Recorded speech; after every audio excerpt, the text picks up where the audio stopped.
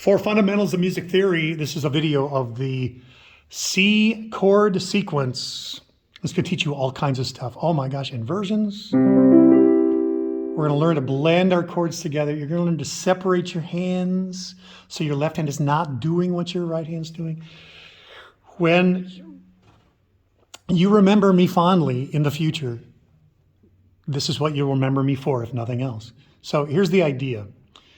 The sequence has 4 chords in it: the 1, the 4, the 5, and the 6.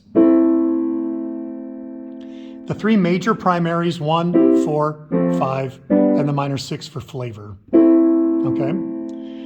So instead of bouncing around all the time when you play worship songs, the idea is to take the notes that the chords share and keep that note in the same voice. 3 voices in the chord, 3 notes in the chord. So, for example, our sequence goes from 1 to 4, back to 1 to 5, back to the 1 to the 6, and then the 1. And if you're observant, you can already start to see some connections here.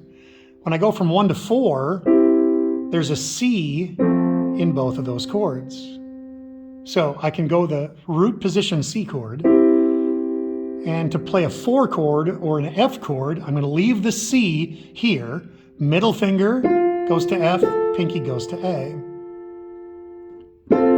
Keep the stretch between these 2 fingers the way God intended, okay? God gave you the opposable thumb to open pickle jars and play inverted chords. Nothing else. There's the 1, there's the 4. You go back to 1, keeping the C on the bottom. The 1 and the 5 chord's a G chord. Look at that, there's a G in my C chord. There's the G, there's the C. So to make the G inversion without moving my pinky, I need a B, which is close to my thumb, and I need a D, which is right where my pointer finger is sitting. So I want you to get in the habit of when you play the 5 chord, I take my middle finger out and put my pointer finger in and just ease my thumb over 1 scale tone. Okay? Don't think white notes, think scale tone. There's 1, there's 5, and there's 1 again. Now the 1 and the 6, a wealth of stuff is shared between the 2. Here's the 1, here's the 6. So I have a C and an E in both hands. To get to the 6, easiest thing to do is to move your pinky to A. If you want to leave your middle finger there, you have to get used to a different feeling in your hands from just doing it for so long. I will open it up, put my pointer finger there and my pinky on A. So 1, 6, back to 1.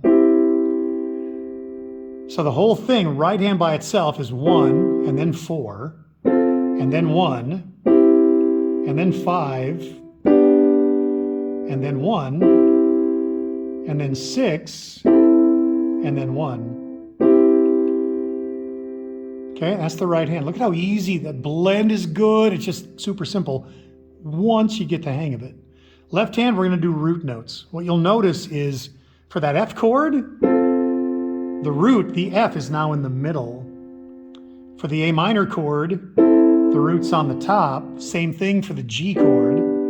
So they sound like G and A minor and F chords, but not as strong as a root position chord. So the left hand's going to play single notes. Thumb on C, this is 1. And if my thumb is on C and I've got 5 fingers over 5 notes, then the 4 is F under my pinky, the 5 is G, and the 6 is A minor under your middle finger. So 1, 4, 1, 5, 1, 6, 1. That's what the left hand does. Stays in place and roots your chords. All right, now at 60 beats per minute, it's going to sound like this.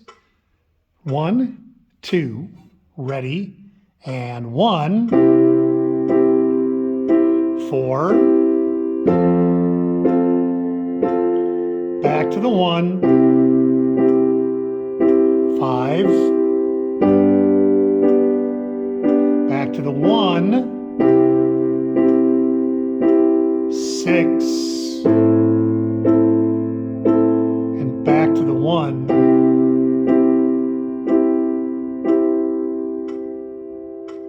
This is mind-expanding, life-altering stuff.